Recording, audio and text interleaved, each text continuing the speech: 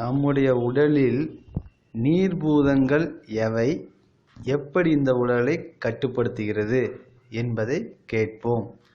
நம்முடைய உடலில் நீர்பூத உறுப்புகளானது சிறுநீரகங்கள், 2 சிறுநீரகங்களும் சிறுநீர் பையுமே ஆகும். இவைதான் நம் உடலில் பஞ்சபூதங்களில் நீர்பூதங்கள் ஆகும். இவை நம்முடைய உடலில் உள்ள அனைத்து எலும்புகளையும், மண்டை, மார்பு, முதுகு, ஸ்பைனல் கார்டு, சேக்ரம், காக்கீஸ், தொடை எலும்பு, கால் எலும்பு, பாத எலும்பு, கை எலும்பு, குருத்தெலும்புகள், எலும்பு மண்டலம். உடலில் உள்ள எலும்புகள் என்றாலே அது நீர்பூதம்தான். அனைத்து ஜாயின்ட்ஸ்களும், அனைத்து ஜாயின்டில் உள்ள சுரப்பிகளும், இவை அனைத்துமே நீர்பூதங்கள் தான். நம் உடலில் எலும்புகளில் தோன்றக்கூடிய அனைத்து வலிகளுக்கும் நீர்பூதத்தில் ஏற்படக்கூடிய நோய்களே. அனைத்து எலும்பு மண்டலங்களையும் கட்டுப்படுத்துவது, பாதுகாப்பது, இயக்குவது ஆகிய பணிகளை நீர்பூதம் செய்கின்றன.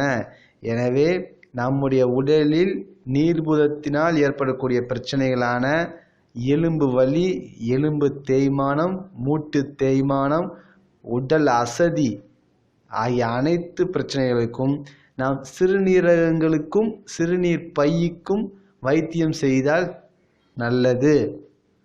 மேலும் முக்கியமான நம்முடைய பிறப்புக்கு முக்கிய காரணமான இருப்பது இந்த நீர்பூதம் ஆகும். இதிலுள்ள சுரப்பிகள் மூலம் விந்தும் பெண்களுக்கு கருமுட்டையும் சுரந்து நம்முடைய சந்ததியினரை பெருக்கச் செய்வது இந்த நீர்பூதமே. எனவே இதற்கு அதிக முக்கியத்துவம் கொடுத்து நாம் பராமரித்து பாதுகாத்து கொள்ள வேண்டும். எனவே இந்த நீர்பூதத்தை நம்முடைய உடலில் எப்படி பராமரித்து பாதுகாத்து ஆரோக்கியமான, அழகான, சுகமான சந்ததியினரை உருவாக்க வேண்டும். அதற்கு நாம் பயன்படுத்துவது உப்பு என்ற ஒரு பொருளாகும்.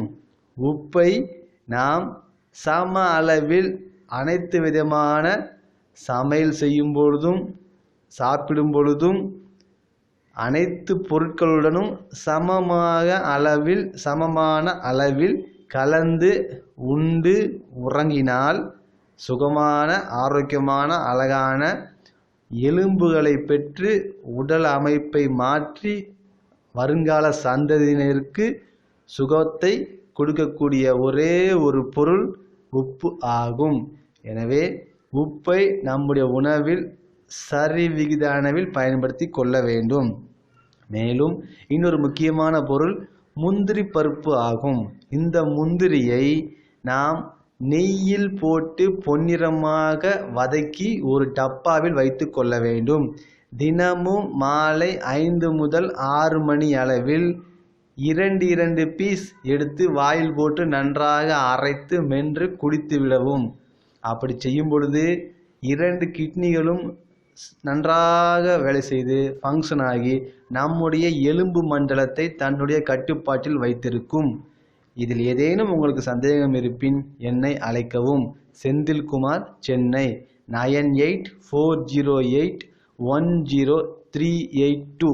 நன்றி.